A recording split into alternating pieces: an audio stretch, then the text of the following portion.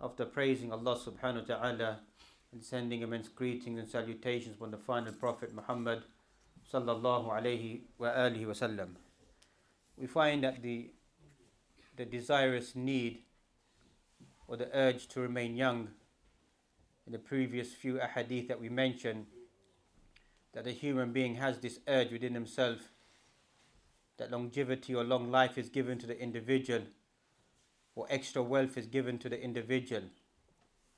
And this desire to remain young isn't just a desire amongst men. It's also a desire amongst women as well to remain young. Or rather, they become more over-worried and conscious about it, about the external beauty or the display of the beauty and the worry of becoming old. And as you can see that even in the modern world, the amount of people, the millions that they will spend on trying to change their appearance, change their outlook, change their perception, basically not accepting their lifespan or accepting their age. And this disease, if you can say, is unfortunately also spreading amongst Muslims as well. That spending their wealth in trying to do certain things that they think that will beautify themselves or give them some extra external beauty. As for the beauty of the woman that we find, the Quran and Sunnah doesn't negate it. Rather, the Quran, it affirms it, but it just channels it in a certain direction. أَوَمَنْ يُنَشَّأُ فِي الْحِلْيَةِ. Have you not seen the one who's been nurtured, brought up in al-hilya, in a state of zina? And it's quite strange that even this verse itself is placed inside Surah Al-Zukhruf, the 43rd chapter of the Quran, speaking about the golden ornaments, the commodities, those that have value. And that is something strange about the Quran, or rather for us it is strange, but it's the wisdom of Allah subhanahu wa ta'ala. He places certain verses, certain words and certain passages, certain places inside the Quran. And that's why many ulama have gone to exert their efforts in trying to make a relationship between Arab bayn al-ayati wal-ayat ba'duha, or a surah, or the surah what comes after it, or the ending of a surah, or the beginning of another surah. It's a deep science that many ulama of ulum al-Quran, wala ra'sim Imam Suyuti, exert this effort to try to see the intricate meanings of certain passages, certain verses, certain words inside the Quran, why they're placed there, what meaning they have. This verse that we find, our man yunasha'u fil hilya, ulama tafasir mention, it shows that the natural state of the woman is to adorn herself with beauty, to have a care about beauty, to have a worry about beauty. Abu Bakr al-Jazari, inside his tafsir, he mentions أن في هذه الآية دليل على جواز الذهب والحرير للنساء. That in this ayah is an evidence that the wearing of gold, the wearing of silk, is something which is permissible for women. وهذا إجماع الأمة.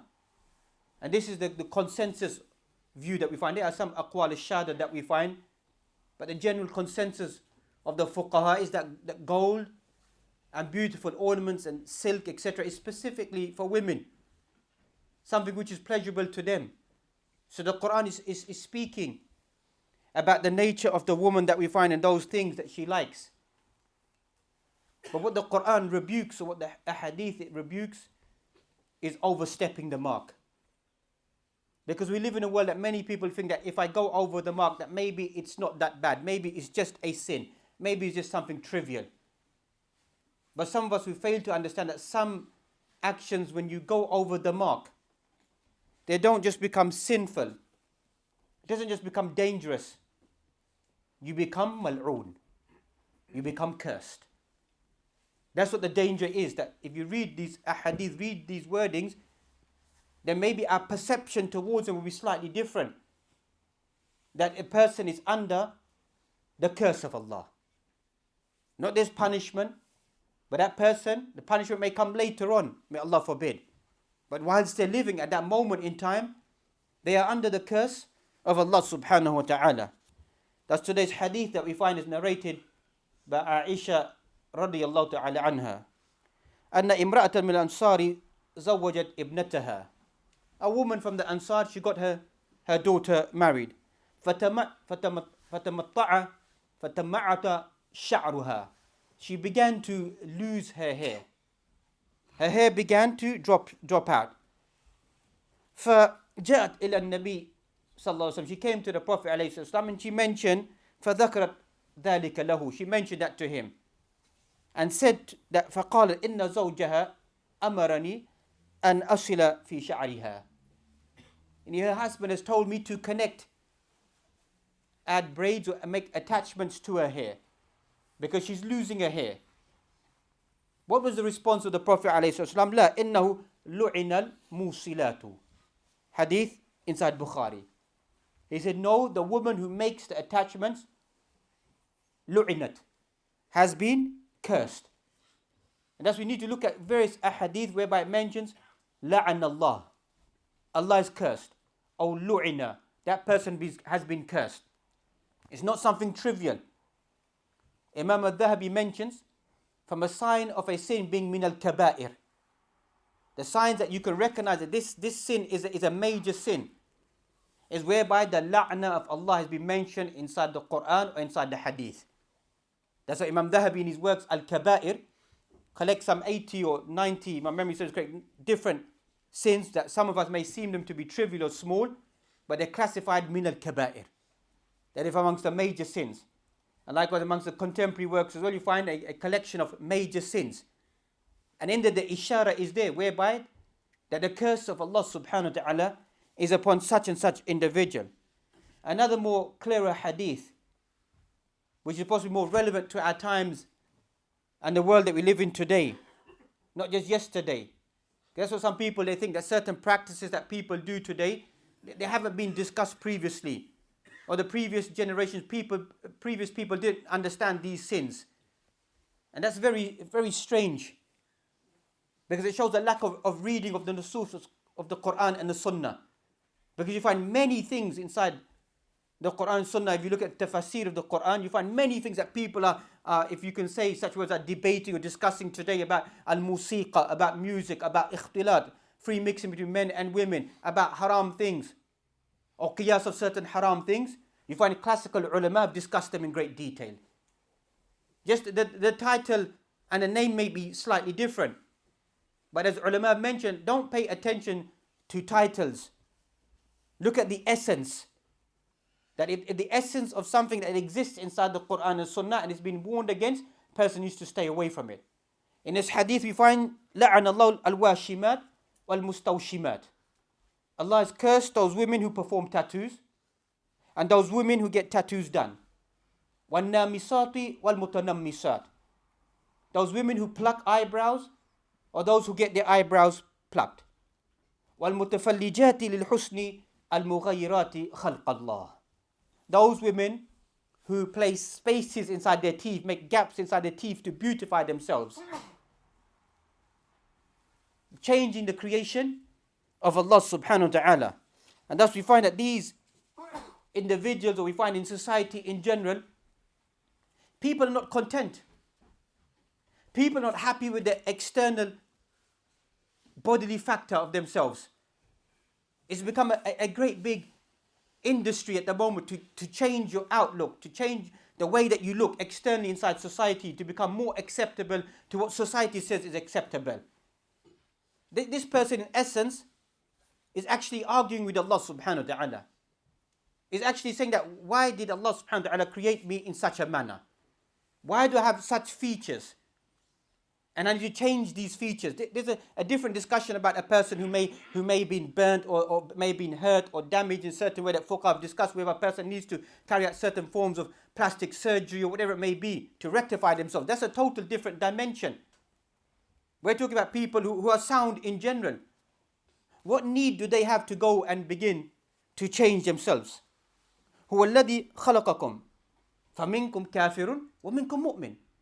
Inside Surah Al-Taghabun, the 64th chapter of Quran, the surah begins by speaking about Al-Taghabun min asma'i al-akhirah, from amongst the names of the hereafter, the mutual loss. Well, people will be in a state of loss. Allah's subhanahu wa ta'ala has created individuals. Some amongst you are disbelieving individuals, which we have to accept. You can't force the whole earth that the whole earth will become Muslims. We have to accept that there's going to be disbelieving individuals and there's going to be believing individuals, believers on the face of this earth. Wallahu bima ta'maluna basir. Allah is all seeing of whatever you do, has knowledge and sees whatever you do. خلق السماوات والأرض بالحق. Allah created the heavens and the earth with truth, without any doubt. And then what concerns us, وَصَوَّرَكُمْ فَأَحْسَنَ صُوَّرَكُمْ وَإِلَيْهِ الْمَصِيرُ. Then Allah modeled you, formed you, placed you on this earth, created the best mold, and made the best mold about you. That is Allah subhanahu wa ta'ala. وَإِلَيْهِ الْمَصِيرُ. And the return is to Allah subhanahu wa ta'ala.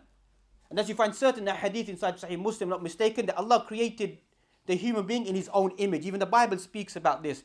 Ulama of hadith, shura al-hadith, have discussed this.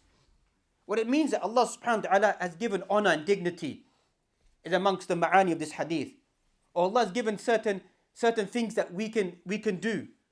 That the title of seeing, of hearing, and etc. is there. But it's not like the seeing and the hearing of Allah subhanahu wa ta'ala. As we mentioned, that names can be the same, but the entity is totally different. لَيْسَ كَمِثْلِهِ شَيْءٍ وَهُوَ السَّمِيعُ الْبَصِيرُ. Nothing is like unto Allah subhanahu wa ta'ala. He's the all-hearing, the all-seeing. And that's why you find those people who deviate from the creed of Ahlul Sunnati wal Jama'ah. They say that you make this tashbih of Allah subhanahu wa ta'ala to be like human beings. This is false. None of the ulama Ahlul Sunnati went to this view. They totally negate this perception that Allah subhanahu wa ta'ala shares the same qualities as human beings. Just because the names and the titles are the same, it doesn't mean that this is equating this with Allah subhanahu wa ta'ala. Allah subhanahu wa ta'ala is far beyond His creation, far beyond our comprehension.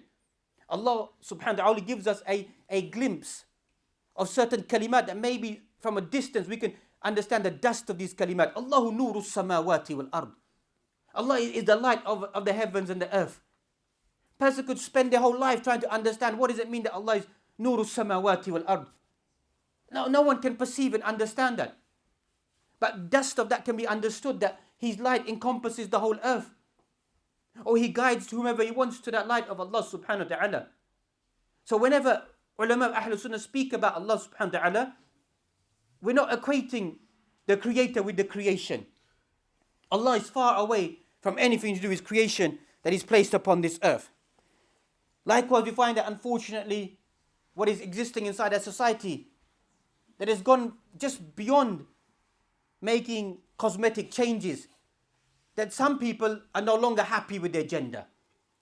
They're not happy with their gender. They want to change their gender. Once again, Islam speaks about people, there may be some default inside certain faculties about them. And what realm should they belong? Should they be classified as a man or a woman? There's discussion about this amongst fuqaha. And this is very rare. But as for a person physically to go and try to change their gender, this is going against what Allah subhanahu wa ta'ala has laid down on the face of this earth. Ya ayyuhal insan, ma gharraka bi rabbika al-kareem, alladhi khalaqaka fasawwaka fa'adalak, fi ayyi suratin ma sha'a rakkabak, kalla bal tukadibuna biyawm ad-din. Ya ayyuhal insan. Allah subhanahu wa ta'ala doesn't say, oh, believing individuals. Once again, ركزوا al-khitab al-Quran. Focus upon the words, the kalimat of the Quran. Allah doesn't say, oh, Muslims, oh, believers, oh, Quraysh, oh, Ahlul Kitab. Allah says, Ya ayyuhal insan. Oh, mankind. What has deceived you from not paying attention to the most noble, the most kareem, Allah subhanahu wa ta'ala? What is it with you? Alladhi khalaqaka.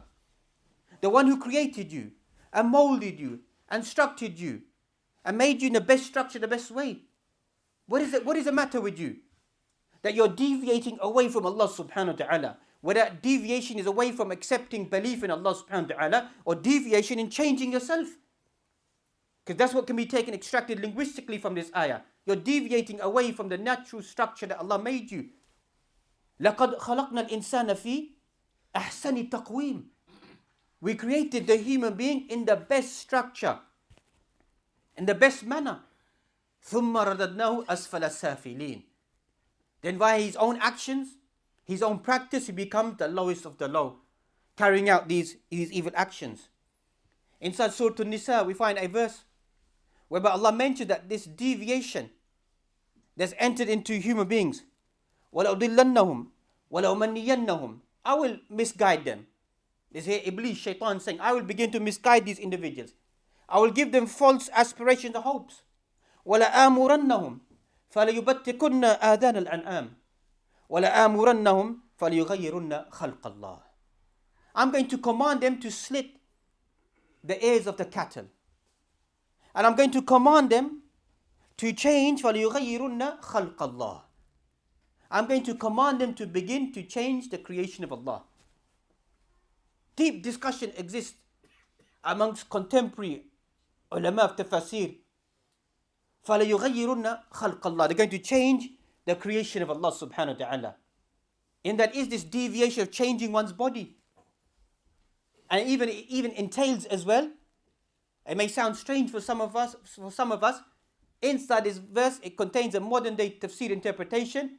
They're going to change the creation of Allah subhanahu wa ta'ala, they're going to shave. Men are going to shave, take away the natural creation of Allah subhanahu wa ta'ala. Allah's made human beings, the man with a certain nature. And they're going to deviate away from that. And likewise, they find وَمَنْ يَتَّخِذِ الشَّيْطَانَ وَلِيًّا مِنْ دُونِ اللَّهِ فَقَدْ خَسِرَ خُسْرَانًا مُبِينًا. Whoever takes shaitan to be their ally, to be their friend, to be their comrade, to be their advisor, study shaitan inside the Quran. What does he advise human beings to do? Everything opposite that Allah subhanahu wa ta'ala has told us to do inside the Quran. Allah tells us to pray. He deviates us away from the prayer. Allah tells us to live a righteous life.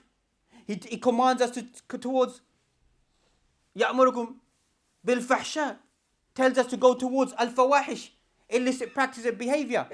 Allah tells us to spend, to enrich ourselves. Shaitan leads us towards al-faqr, saying it's going to be a state of poverty. Everything inside the Quran, you find shaitan goes the opposite path. Wants to take people away from the path of Allah subhanahu wa ta'ala. And that's why you find, unfortunately, shayateen al-jinni wal-ins. There's not just going to be shayateen, devils from the jinn, which have their own attacks on human beings. There's going to be physical devils. Human beings who are devils. Who want to instill inside society, inside people, that this is a common norm. This is a common practice that we need to carry out inside our lives. And what is this common practice? لَعَنَ اللَّهُ الْوَاشِمَاتِ وَالْمُسْتَوْشِمَاتِ. Allah has cursed those women who do tattoos and those who get their own bodies tattooed. Now even in this hadith, the strange thing about this hadith is speaking about actions of women. But this has become actions of men today. And even unfortunately that Muslim men, they begin to do these actions as well. Even this hadith is being specific about women and the practices that they do. Tattooing that you find, if you study the history of what is tattooing, that we find some historians speak about Captain James Cook and his discovery of Australia and travelling through the lands, going to Tahiti, etc. And they used the word tattoo, because they used to practice tattoos. It existed thousands of years ago.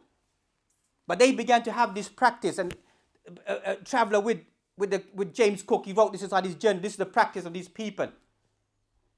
And you know, certain practice of people that may exist when he discovered Australia, 1770, whatever it was, that hundreds of years later it becomes common norm. There's a lesson for this for us. Common practices of Muslims, we should have a long vision. That the impact of things that we do of the Sunnah, or how we live inside society, it leaves remnants, it leaves effects. That people say, look, I remember such and such people are doing these actions, or Muslims do this. The symbol of call of prayer. How many non-Muslims, they may first use some form of derogatory language. I hear this wailing sound every morning when I travel to a Muslim country. But how many of them acknowledge that after a few times of hearing that call of prayer, which they may have discovered afterwards, they found serenity, they found peace, they found tranquility. We run away from these symbols of Allah subhanahu wa ta'ala. We shy away from displaying ourselves as Muslims, adorning ourselves as Muslims, looking as Muslims, carrying out practices of Muslims. Because we look at a short-term effect, that how will people perceive me? We should look at a long-term impact, that how will it impact people in the future? Because that's what happened to these individuals. The discovery of Australia has led today that you find that the majority, 25% of Australian men under the age of 30 have tattooed themselves. The impact of what we find of tattooing that began to take place. You find that inside this country, 1 in 3 people tattoo themselves. That's approximately 20 million people. Before it became a sign of deviation, of rebelliousness, now today it's become a form of art. That's why even if you look at the concept of tattooing that you find was carried out by people who travel as sailors, they will tattoo themselves with certain things that, for example, a turtle would resemble a person traveling through the Atlantic, or an anchor would resemble them traveling through Asia, whatever it may be. These became their symbols of them becoming a traveler. And now then people classify it as some form of a low class of individuals, people in a circle, certain people done this. Today, it's the thriving people, the rich people. A common practice in the European countries, I find the highest number of percentage of tattoos, 48% inside Italy, then 47% inside Sweden, and then 46% inside America. And people not content with just one tattoo. On average, 3 to 4, 5 to 6 tattoos, people would adorn themselves with this. As a symbol of what? A symbol of what they may claim to be a symbol of ones that they love, or family members, etc. that we find. Even the Bible, inside the book of Leviticus, inside the Old Testament, it mentions you should not make any cuttings in the flesh for the dead, nor tattoo or mark your body. Forbidden inside their own text. That to mark your body or to place anything on your body is something forbidden. So this was a practice amongst Arab women, that they would make these marks or place color or dyes upon their body, permanent dyes, as a symbol. And this is prohibited inside Islam. For a woman to tattoo herself, or a person to go and tattoo another individual. And then what comes after that? وَالنَّامِسَاتْ وَالْمُتَنَمِّسَاتْ. A common practice inside a society amongst women. For women to pluck their eyebrows. The woman who carries it out and the woman who it's done to. Both cursed by Allah subhanahu wa ta'ala. People may bring the excuses of say whatever they want to say. But it's a common practice amongst Muslim women. They don't think nothing of it. And as we began with, the hadith mentions, لَعَنَ Allah. Allah is cursed. So it's not even something, a minor sin or something trivial. It is under the curse of Allah subhanahu wa ta'ala. And especially people who are even practicing Islam, it's become such a pandemic practice inside society. No one thinks anything of it.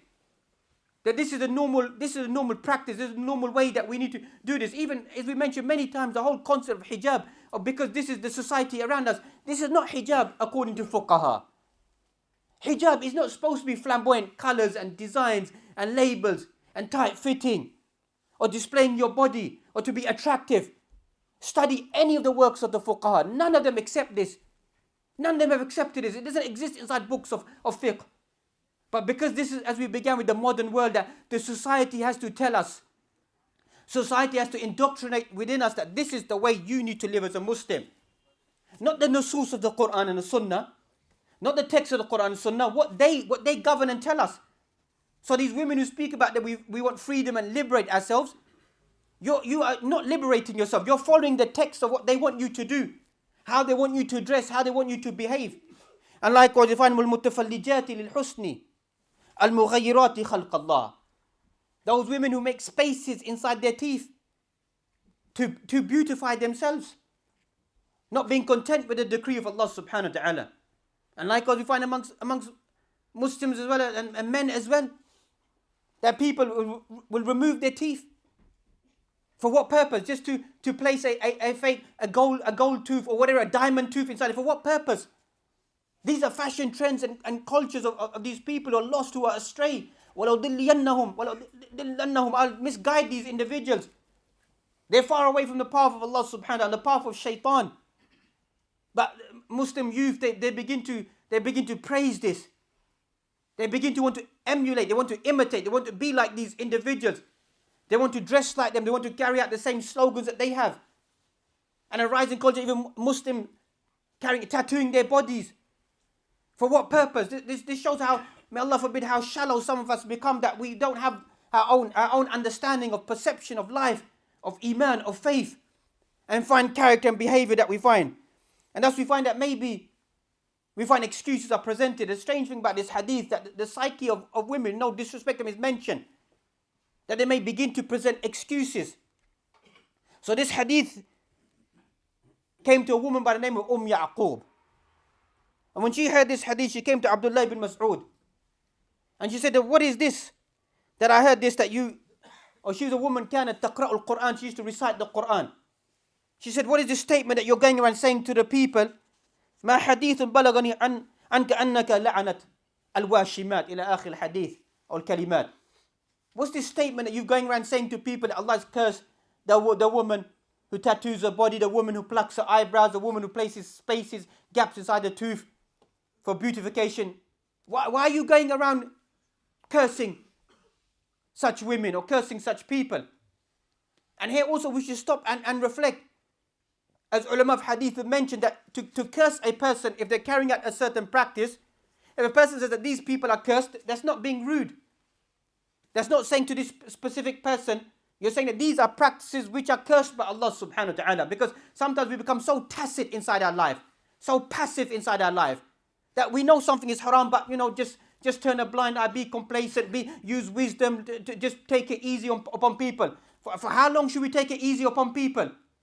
We can see for how long we take easy on people. People go, you give them inch, they take a yard, as they say. Liberties, practice their own faith, practice their own Islam, because there's no point of check. There's no point of check. There's nobody reminding ourselves these are practices. So we have to remind ourselves these are the Islamic practices that we need to stick to. So she said, what is this that you're cursing people? فقال عبد الله وما لي لا ألعن من لعن الله. He said, what is the matter with you? Why should I not curse those that Allah subhanahu wa ta'ala has cursed? وَهُوَ فِي كِتَابِ اللَّهِ. And it's in the book of Allah subhanahu wa ta'ala. She said, I've read the Quran. And I don't find these words inside the Quran. وَحَقًّا, you don't find these words inside the Quran. These words don't exist inside the Quran. But look at the extraction of the Quran. Abdullah ibn Mas'ud said to her, لو قرأت قول الله سبحانه وتعالى. If you read this verse of Allah subhanahu wa ta'ala, you would have found it. What is this verse of Allah subhanahu wa ta'ala inside Surah Al-Hashr? The 59th chapter, verse number 7. وَمَا آتَاكُمُ الرَّسُولُ فَخُذُوهُ وَمَا نَهَاكُمْ عَنْهُ فَانْتَهُوا. Whatever the messenger tells you to take it. Whatever it tells you to stay away from it. It's inside the Quran. If the messenger ﷺ said that do this, stay away from this, don't practice this is cursed, then that is as if Allah subhanahu wa ta'ala is saying it himself. That's what Quran and Sunnah means. Otherwise we become people known as Quraniyun, just believe in the Quran. We only follow what the Quran says. The Quran explicitly doesn't speak about certain things. It doesn't use, as we began, with certain words and terminologies that we live in today's world. So I can do this practice. And as we mentioned, that the Quran, or people don't really understand the Quran. The Quran doesn't speak about this. The answer is simple. وَمَا آتَاكُمُ الرَّسُولُ فَخُذُوهُ. Whatever the messenger tells you to take it. Whatever he tells you to stay away from it. For the sake of completion, and very paramount it is, because we mentioned the psyche, the nature of certain individuals, that this woman, Ya'qub, then she began to make a personal attack, a personal rebuttal. Not accepting the hadith or accepting his advice, in a state of frustration. And maybe some of us, the psyche of many of us human beings, that sometimes maybe, as they say, when a person is cornered, then they rebel and they may make certain comments not to accept something. That's why we have to understand the nature of the human being when being able to advise them and being able to correct them. فَقَالَتِ الْمَرْأَةُ فَإِنِّي أَرَى شَيْئًا مِنْ هَذَا عَلَى إِمْرَأَتِكَ. This woman said, Ya'qub said, that I see some of this practice amongst your own family members. There's no point in you advising me. You need to go and check your own family members. So Abdullah ibn Mas'ud said, idhabi fanzuri. He said, go and check my family members. So she entered upon his wife. فَلَمْ تَرَى شَيْئًا فَجَاءَتْ إِلَيْهِ فَقَالَ مَا رَأَيْتُ شَيْئًا. She said, I didn't see any of this practice on your wife. And here we find that the role of any Muslim is just to advise people. But advise people when you tried the best. There's no point going around telling other people do this and do that and do that. Because that's unfortunately, that's another sickness amongst us. We just always want to find mistakes of other individuals. And we want to exploit them. We want to expose them. We want to find some default about them. If something happens to appear in front of you, you advise people. You shouldn't go out of your way to defame people or make them feel bad inside their lives. That shouldn't be a culture that exists. Person should be always worried that what I'm encouraging people to do I carry that out inside my own life? Do I tell my own family members to the best of my ability? Obviously, لَيْسَ عَلَيْكَ هُدَاهُمْ وَلَكِنَّ اللَّهَ يَهْدِي مَنْ يَشَاءُ. It's not upon you to guide people. Allah is the one that guides. But as long as a person exerted the efforts to tell their family members, to tell the people around them. He turned and he said to her, فَقَالَ أَمَا لَوْ كَانَ ذَلِكَ لَمْ نُجَامِعَهَا. If this had been true, I would not, basically, can be translated as I would have not been married to her, I would have divorced her. That this had been her practice, that I wouldn't recognize this isn't a good woman. I would have stayed away from her. And thus we find in conclusion that we find that the nature of people, at times we find, as they say, that the truth is bitter. It's difficult for people to accept the truth. It takes time for development at times. But there's certain practices which should be common inside a society that people should know that this is haram. As we mentioned, that the plucking of eyebrows is not something that we should just say, because we can see the practice inside society where it's led to. People bring excuses that maybe because for the pleasure of the husband or beauty in front of the husband.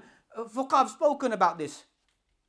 Shaykh Uthaymeen rahmatullah speaks about it. There's no dire need for a person to carry this out. It doesn't affect their marriage in any way. But this has become a culture amongst people that people need to carry out these practices to fit inside the modern world of society that we live in. And thus we find also what we need to take away from our lives, that so and so does it. This is common amongst us Muslims today, that such and such individual does it. Ya akhi, I'm going to go inside my own grave. You're going to go inside your own grave. There's no point saying on that day that so and so does it. There's no point saying that so and so does it, so I may as well follow suit.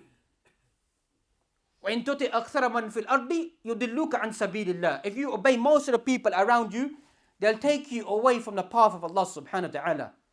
You find from 100 people, 99 will go to Jannah. وفي بعض الروايات, from every 1,000, 999 will go to Jannah.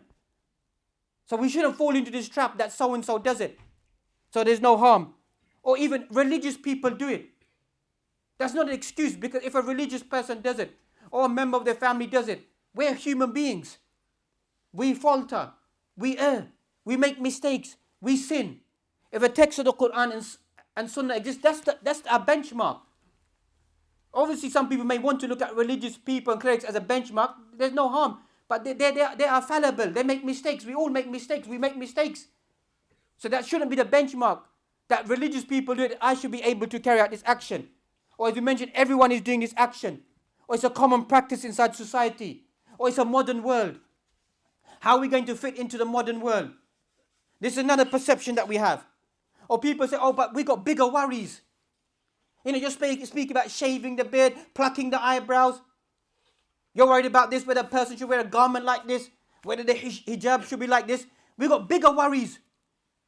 The Muslim world is in turmoil. The Muslim world is suffering. And you have the audacity to speak about this? As I began with, the answer is there. Lu'ina, la'ana Allah. That is part of the cure. Because the practices that we're doing, if you find them firstly, you find them so petty, if they're so trivial, linguistically, anything which is petty or trivial is something easy to accomplish. So why don't you do it inside your life? And secondly, if it is so petty and small, then why are you not paying attention towards it? When the Quran and Sunnah is saying that Allah has cursed these individuals, so as far as the Quran and Sunnah is concerned, it's not petty. It's not something small. It is part of the jigsaw of the collapse of this Muslim ummah. That's what it is. Just like you have oppression, you have dhulm, you have torture, you have sariqah, you have stealing, cheating, zina, lying, fornication, adultery, shurbul khamr, ghiba, shatam, la'an. All of this is a jigsaw puzzle. All of it is one great big jigsaw. You take one piece away, it's incomplete. So this is part of the puzzle. And it may be the easiest part of the puzzle that we can do inside our lives. If it's supposed to be something that we shouldn't really be worried about. Or we should be worried about the length of our thobe, the length of our beard, the length of this. This in essence, وَمَا آتَاكُمُ الرَّسُولُ فَخُذُوهُ. This is, the only word that comes to mind is blasphemy.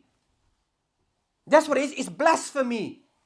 Read works of aqaid, it's classified as blasphemy. If a person sins and says that I know I'm sinful, I know I'm doing haram, and leaves it at that, فَأَمْرُهُ إِلَى اللَّهِ, then he belongs to Allah subhanahu wa ta'ala. But a person has the audacity and say, but you know, this text doesn't mean this, it should mean this. And the Prophet ﷺ is speaking about a medieval practice, medieval people, Arab culture. It doesn't relate to us, it doesn't really affect us. This is a modern world, we live amongst non-Muslims, we should be like this. In your heart is a sickness. In your heart is a disease that needs to be cured. Because this disease will carry on till eventually then you begin to, your mind will be boggled. And say, but how did the Prophet ﷺ marry a young girl at the age of 9? How did he allow this? How did he allow that? Why did he do this? Why did he do that? I can't comprehend it. The modern world doesn't accept it. My non-Muslim friends don't agree to it. This person doesn't like it. My culture doesn't accept it. So what are you doing? You're shredding away Islam. And that's what they've done. Look at colonialism. Look at imperialism. Look at the impact that I began with. That their common practices that they've done inside our lands and our people has become now normative inside our lands. Lands where we find that the English and French language had nothing to do with our country, nothing to do with our people. But we speak this language because language dismantles people. The language of Muslims is Lughatul Quran, is the language of the Quran. You dismantle a language, you dismantle their culture, their heritage, their people, their deen, their iman, their faith. You dismantle everything. Because an average person can't pick up the book of Allah. The average person can't pick up the book of Allah and see وَمَا آتَاكُمُ الرَّسُولُ فَخُذُوهُ وَمَا نَهَاكُمْ عَنْهُ فَانْتَهُوا. Can't see that. Can't see the impact of that verse of the Quran. Can't see that inside their lives. Person can't see the impact of the Quran. See the words of Allah subhanahu wa ta'ala as we began with. About the glory of Allah subhanahu wa ta'ala. The names and attributes of Allah subhanahu wa ta'ala. The path of success lies inside the Quran. And as we find that the companions, every single thing, if it's something trivial, every single day, they would always get upset. When this Muslim Ummah was collapsing, there was hardship and difficulty. They didn't sit there and just start having like we have political discussions until Fajr time and beyond that and just have these talks. They sat there and they asked one another, which sunnah am I missing in my life? Where am I deficient inside my life? Am I missing any praying of any sunnahs during the day? In the evening? Something I'm missing inside my life? They lived a world like us. They were worried about the destruction of the Muslim Ummah. The coming of the disbelievers, attacking them and spilling them apart. But they made time and effort to reassess themselves to see that these are the things that will give us glory once again. And yet we go in the political dimension and say that a building is never built from the top. A building is built from its foundations. And our foundations, sorry to say, are corrupt, are diseased, are full of sickness. When our foundation is sound and powerful, then once again, Allah will once again allow the building to be built and developed once again. So everything is important for us inside our lives. May Allah subhanahu wa ta'ala give us all the tawfiq and ability to go back and to live true to these words. And likewise, a disclaimer, no one should go back home and have a rant and a rage towards their family members or their sisters or their mothers or their daughters or their wives to say something. This is like this person should, with love and affection. Encourage them. These are practices which go against the Quran and the Sunnah. Our intent isn't to create upheaval and hatred inside homes and in our community and amongst people. Our intent is to better ourselves as Muslims. That when we meet Allah subhanahu wa ta'ala, before we meet Allah subhanahu wa ta'ala, there's no curse upon us in this dunya. There's no curse upon us in our daily life. Then when we meet Allah subhanahu wa ta'ala, there's no anger. There's no wrath. But there's contentment inside our lives that we tried our best to serve Allah subhanahu wa ta'ala, become good believing individuals in the